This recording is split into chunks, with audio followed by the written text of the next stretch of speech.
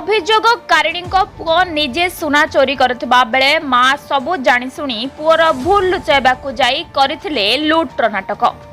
से दिन थिला मार्च मासर 25 तारिख।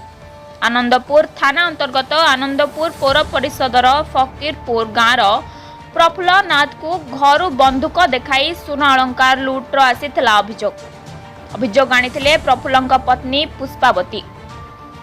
त्वरित पदक्षेप सहित आनंदपुर पुलिस आरंभ करथिला तदंत परे सांघातिक सत आसीथिला पदाकू। प्रफुल्लଙ୍କ बड़ पुओ राजेंद्र घरर सुना अलंकार बिक्री करी ऑनलाइन गेम खेलुथिले।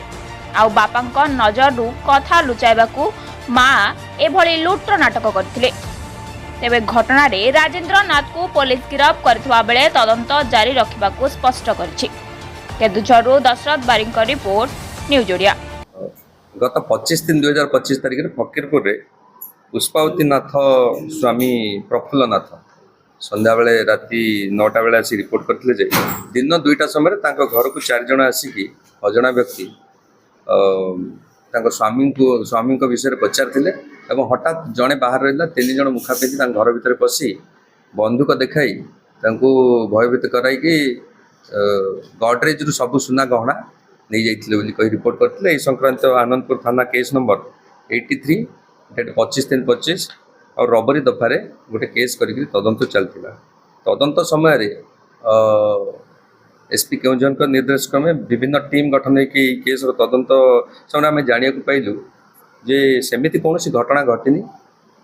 अभियोगकारी पुओ राजेंद्र नाथ तार 10-12 दिन पूर्वर से समस्त सुना गहना को चोरी कर से ऑनलाइन गेम खेल दी एवं जिते कंप्लेनेंट पुष्पावती नाथ जानिले पुओर यह सब कांड सी बापा को रागरू पुओ को बचाइबा जाई से निजे भाई गोटे प्लानिंग करिकी मिथ्या केस गोटे आनंदपुर थाना रुजु कर समस्त कथा अभियोगकारी एवं अभियुक्त राजेंद्र नाथ कन्फेस कर यही संक्रांत से जो नहीं चोरा सुना अलंकार सब जो पुलिस जबत कर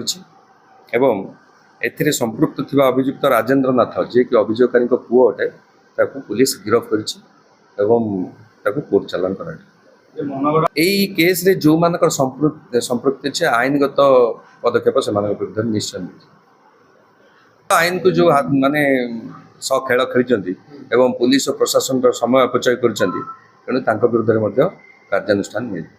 तो सुना सी बंधक रखी एवं से निजे भी किसी रखी राजेंद्र नाथ ता पाखरु गोटे 2टा मुदी निजे राजेंद्र नाथ ठारू रिकवरी एवं मंगलसूत्र और कानफुल ए सबू जड़े सदाशिव साहू बोली जन को देते से पैसा आनी तो सुना रिकवरी चोरी जी जाइला टंका दे सुना अलंकार जी सब